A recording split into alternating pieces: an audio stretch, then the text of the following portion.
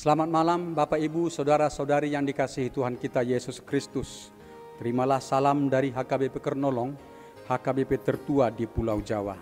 Sebelum kita beristirahat malam hari ini, marilah kita sejenak mendengarkan firman Tuhan. Kita mempersiapkan diri dan kita berdoa. Allah Bapa Tuhan kami bersyukur kepadamu, terpujilah namamu ya Tuhan. Sebab Engkau telah memelihara dan memberkati kami bekerja sepanjang hari ini. Saat ini kami merenungkan firman-Mu. Kami mohon kuasa Roh Kudus-Mu memampukan kami dapat mengerti dan beroleh kekuatan untuk melakukan firman-Mu di dalam kehidupan kami. Dalam nama Yesus kami berdoa. Amin. Renungan malam bagi kita sesuai dengan nas bacaan malam dalam Almanak HKBP. Tertulis dalam kitab Yosua pasal pertama, dari ayat 1 hingga ayat yang ke-9. Sebagai ayat pembimbing renungan yaitu ayat yang ke-8. Beginilah firman Tuhan. Janganlah engkau lupa memperkatakan kitab Taurat ini, tetapi renungkanlah itu siang dan malam, supaya engkau bertindak hati-hati sesuai dengan segala yang tertulis di dalamnya. Sebab dengan demikian perjalananmu akan berhasil dan engkau akan beruntung. Tema renungan kita adalah iman dan ketaatan berbuah keberhasilan.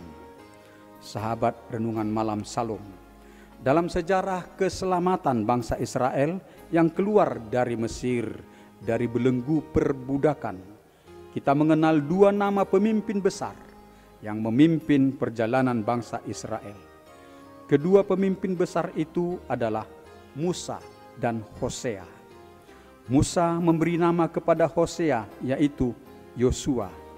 Dan di Alkitab nama Hosea itu lebih sering disebutkan dengan nama Yosua.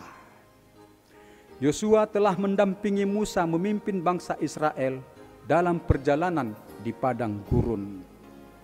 Ketika Musa dipanggil oleh Allah naik ke puncak Sinai untuk menerima hukum Taurat, Musa mengajak Yosua untuk mendampinginya.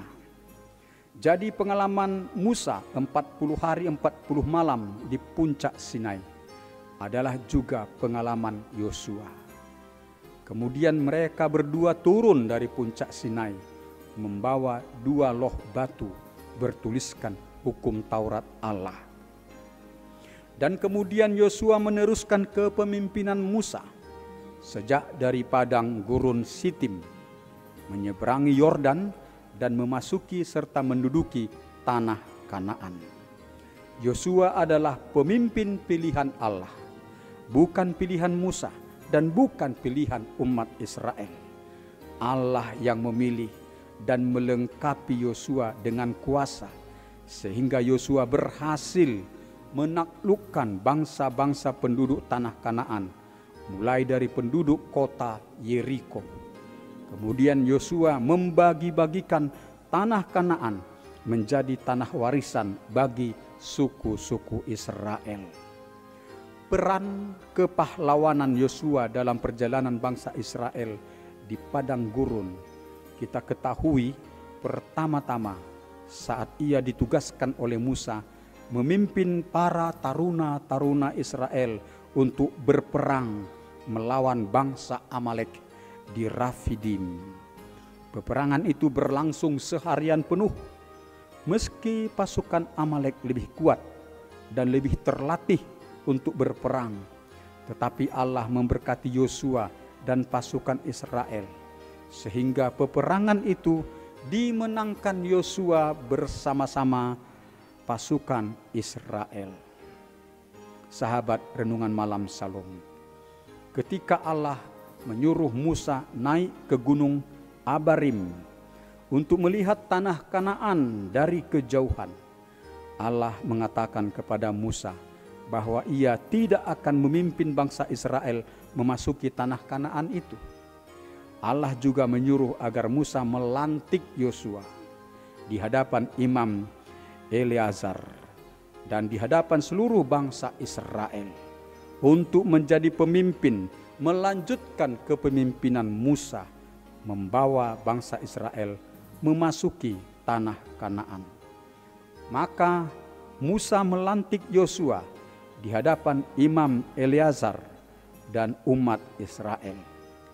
Setelah Musa wafat, Allah berfirman kepada Yosua akan mempersiapkan diri dan mempersiapkan bangsa Israel, sebab mereka akan segera melanjutkan perjalanan menyeberangi sungai Yordan untuk memasuki tanah Kanaan. Allah menjanjikan penyertaannya yang dahsyat kepada Yosua dan bangsa Israel. Allah mengatakan, setiap tempat yang akan diinjak oleh telapak kakimu, kuberikan kepadamu. Seorang pun tidak akan dapat bertahan menghadapi engkau seumur hidupmu. Aku tidak akan membiarkan atau meninggalkan engkau. Kuatkan dan teguhkanlah hatimu. Yosua 1 ayat 5-6.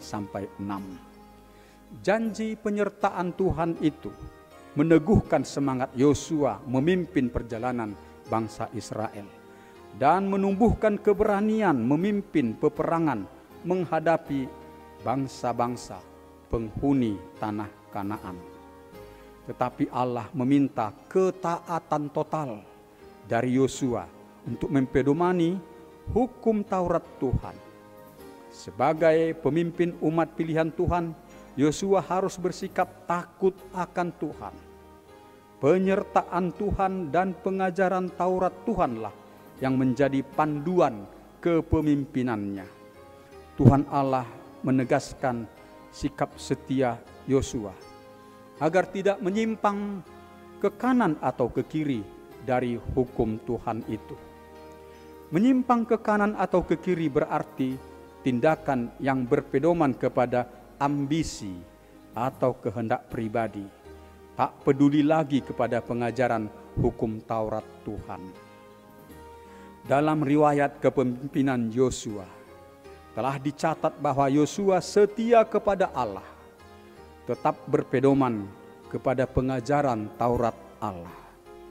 Maka Yosua bersama bangsa Israel itu berhasil menaklukkan semua bangsa penduduk tanah Kanaan, dan Yosua membagi-bagikan wilayah tanah Kanaan itu menjadi tanah pusaka suku-suku Israel.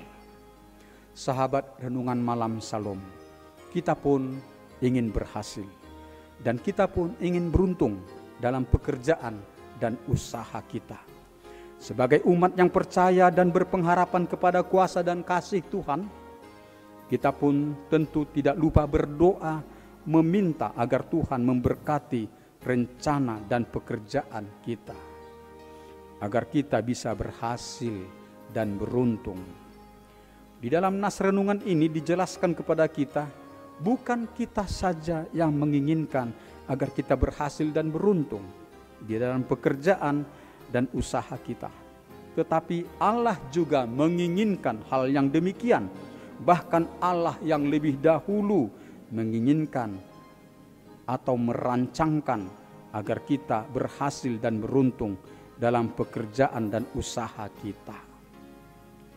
Tetapi selain berdoa dan berpengharapan, Tuhan Allah juga mengatakan kepada kita agar kita memperhatikan dan menuruti perintah-perintah Allah yang telah disampaikan kepada kita di dalam Tauratnya.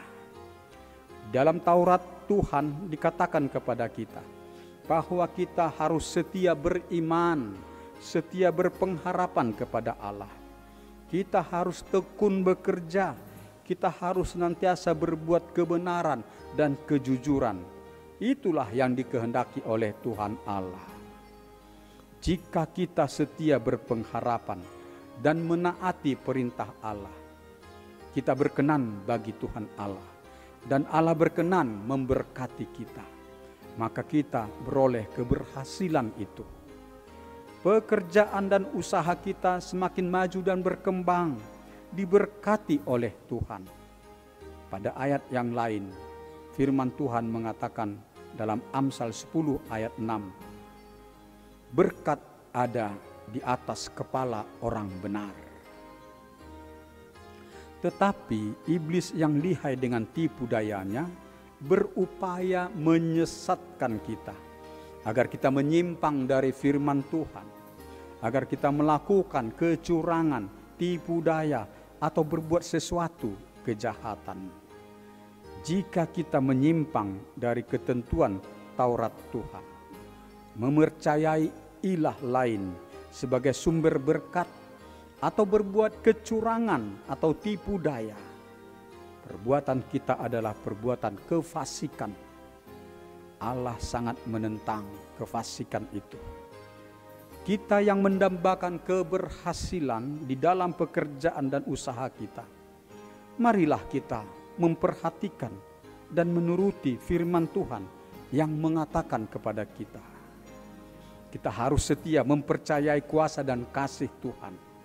Kita harus setia menaati perintah-perintah Tuhan. Janganlah kita menyimpang ke kanan atau ke kiri dari perintah Tuhan itu. Demikianlah renungan bagi kita pada malam hari ini. Marilah kita berdoa. Terpujilah namamu, ya Allah Bapa kami. Kami telah mendengarkan firman-Mu. Kami bersyukur sebab Allah Bapa memberikan firman bagi kami. Bimbing dan teguhkan hati kami dengan kuasa Roh Kudus, agar kami setia beriman, berpengharapan, dan setia menaati perintah-Mu, tidak menyimpang dari firman Tuhan. Firman-Mu itulah yang menjadi pedoman hidup kami. Engkaulah ya Allah Bapa, sumber berkat, keberhasilan dalam pekerjaan dan usaha kami. Allah Bapa Tuhan kami, setiap kali kami bekerja, kami berdoa dan Engkau menuntun kami, membuat pekerjaan kami berhasil ya Tuhan. Dan ingatkan kami bersyukur kepadamu atas kasih dan anugerah-Mu. Malam hari ini kami beristirahat, pelihara hidup kami ya Tuhan. Jauhkan kami dari mara bahaya, berikan pertolongan bagi jemaat-Mu, mereka yang berduka, yang sedih, mereka yang mengalami masalah-masalah yang berat dalam kehidupan mereka. Tolong mereka, hiburkan, menangkan mereka, berkati mereka. Buat mereka bersuka cita karena pertolongan-Mu. Dan yang sakit Tuhan lawat, Tuhan berkati untuk pertambahan kesehatan mereka. Tuhan yang Maha Kasih, terpujilah Engkau. Bangunkan kami esok pagi. Engkau mempersiapkan kami untuk bekerja, berkati kami. Berkati anak-anak kami dalam kegiatan belajar mereka, agar mereka berprestasi. Jauhkan mara bahaya dari kami ya Tuhan. Terpujilah Engkau, dengarkanlah doa kami, dalam nama Yesus kami berdoa. Amin. Anugerah Tuhan kita Yesus Kristus, kasih setia Allah Bapa, dan persekutuan dengan Roh Kudus memelihara hidup kita selamanya. Amin.